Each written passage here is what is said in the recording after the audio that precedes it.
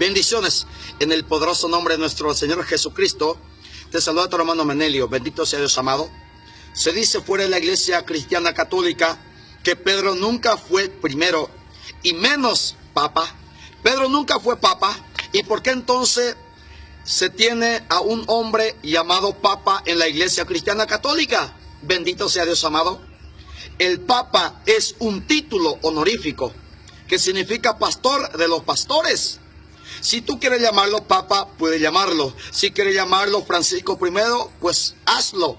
O llamarlo por su nombre, Bergoglio, sin problema. ¿Qué hay? No hay problema. Si quieres llamarlo Simón, hazlo. O si quieres llamarlo Pedro, llámalo.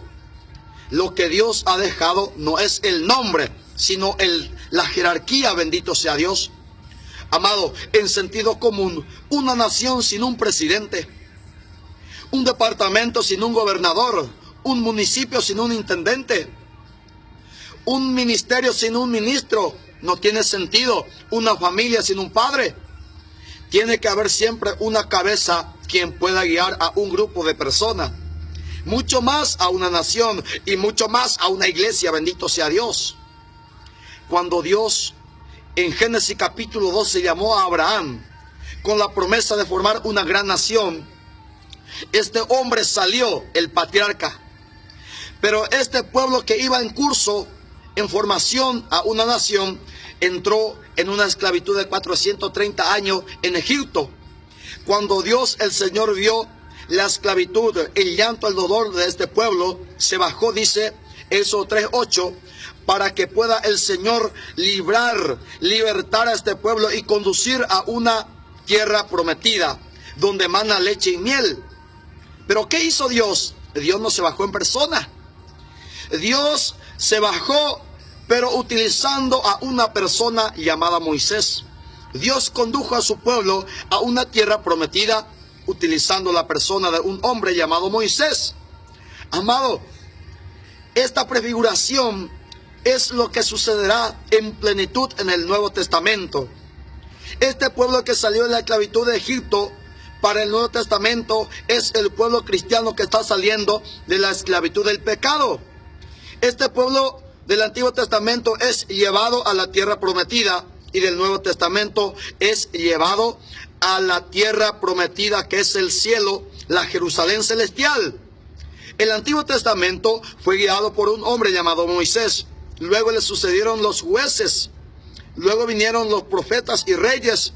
Cuando uno se muere, otro le sucede. Pero siempre hubo una cabeza visible que Dios utilizaba para guiar a su pueblo. Lo mismo Dios prometió en Isaías, capítulo 22, verso 20 al 22. Esta profecía, el Señor dice que hará surgir un hombre para que sea padre para su pueblo. Y lo va a revestir con la túnica del Mesías. Le pondré tu cinturón de honor. Le daré la autoridad del Mesías. Será un padre para Jerusalén y Judá, es decir, para todo el pueblo de Dios. Recibirá las llaves de la casa de David. Recibirá la llave del reino de Dios. Nadie podrá cerrar o abrir lo que Él abre o lo que Él cierra. Esta es la profecía. El Señor hará surgir a un hombre que será padre para el pueblo de Dios. Amado, entonces comienza el Nuevo Testamento. En San Mateo capítulo 10, versículo 1 al 4, el Señor Jesús llamó a 12 varones. ¿Para qué lo llamó? Lo llamó a estos 12 como símbolo de la plenitud del pueblo del Antiguo Testamento, que son 12 tribus de Israel. Con esto el Señor forma un nuevo pueblo. En San Mateo capítulo 16, versículo 18, este nuevo pueblo es fundada, es edificada por el Señor y se llama iglesia. En 1 Corintios capítulo 12, versículo 27, cuando el Señor formó una iglesia constituido por los apóstoles y los demás creyentes, el Señor a esta iglesia conforma por medio de jerarquía, por medio de los creyentes. Esta iglesia se conforma a través de los bautizados, pero esta iglesia tenía jerarquía, recibió jerarquía de parte de Jesús, Dice la palabra en Efesios capítulo 2 versículo 20, que esta iglesia está fundamentada en los apóstoles, en los profetas y en Jesucristo, piedra viva. Bendito sea Dios de la gloria. Amado, en Efesios capítulo 1 versículo 22 y versículo 23 dice la palabra que Jesús es cabeza de esta iglesia y que esta iglesia es el cuerpo del Señor Jesucristo. Y si uno quiere aceptar a Jesús, tiene que aceptar a un Jesús completo.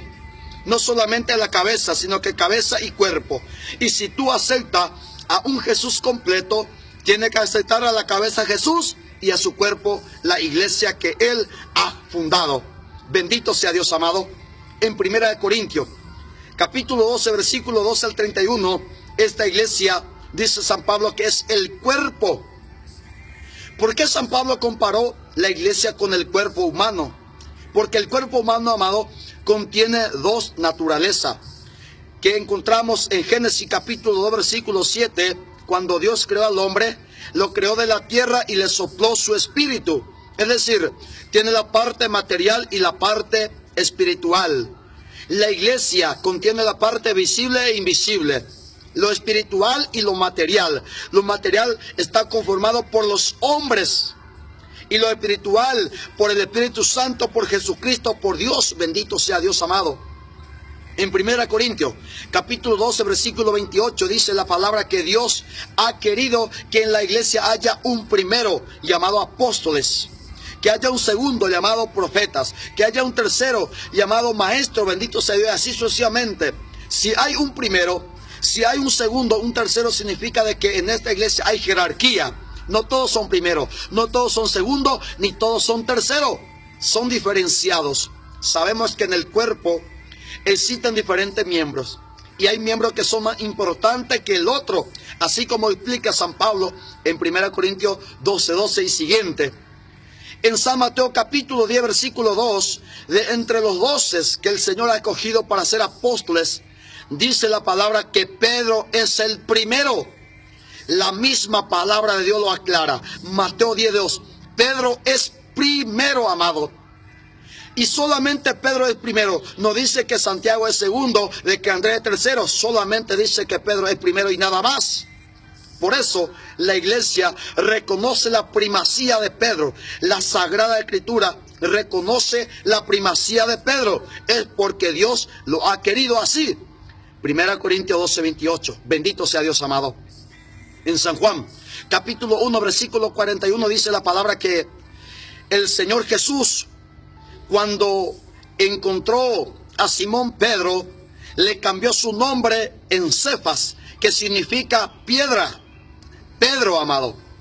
Este nombre que recibió Simón es de ser piedra. Y ahora el Señor le dijo a esta piedra, en San Mateo 16:18, sobre esta piedra edificaré mi iglesia. Dice, amado, el Catecismo de la Iglesia en su numeral 424, sobre la roca de esta fe, confesada por Pedro, Cristo ha construido su iglesia. Sobre la fe.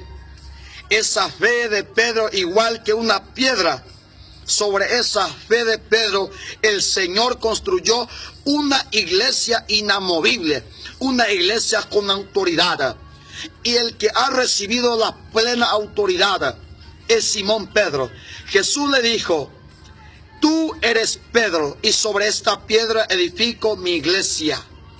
Jesús le ha dicho a Simón en San Juan 1:41, y tú eres ahora piedra, Cefas. Bendito sea Dios, amado. Ahora el Señor le da la autoridad a esta cepa, a esta piedra. Le dio las llaves del reino de los cielos. En San Mateo 16:19, así como prometió en Isaías capítulo 22, verso 20 al 22. Le daré las llaves del reino de David. El único que recibió las llaves del reino de los cielos es Pedro.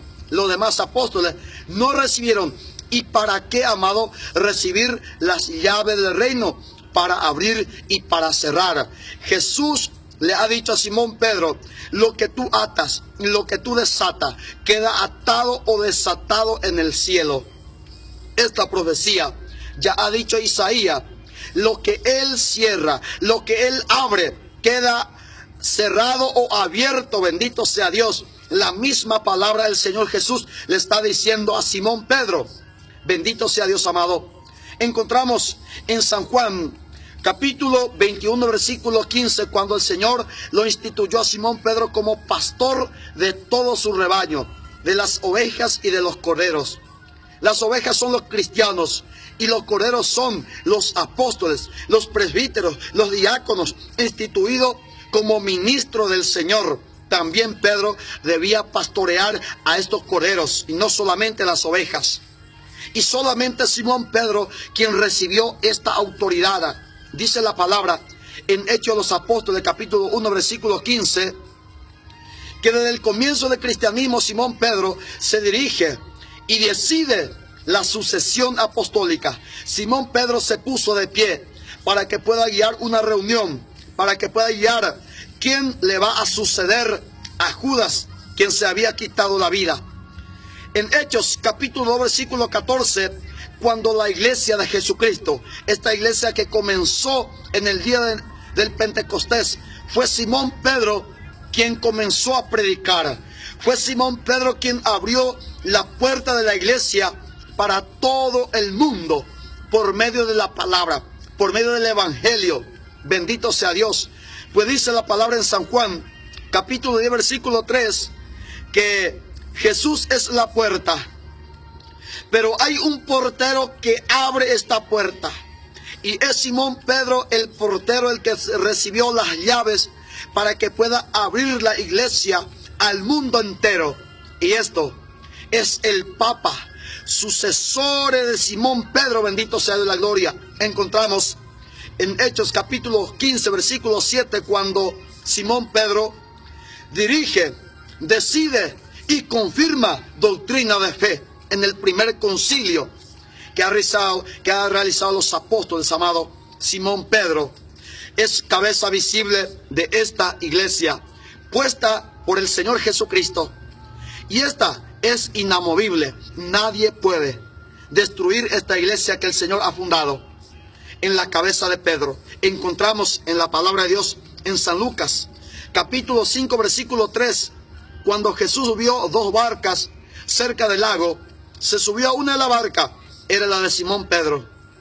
Jesús ordenó a Simón Pedro para que pueda remar mar adentro. Simón Pedro remó. Jesús comenzó a enseñar al pueblo desde la barca de Pedro. Esta barca simboliza, amado, la iglesia. Jesús le da orden a Simón Pedro para que pueda conducir esta barca. Pero el que enseña desde esta barca es Jesucristo.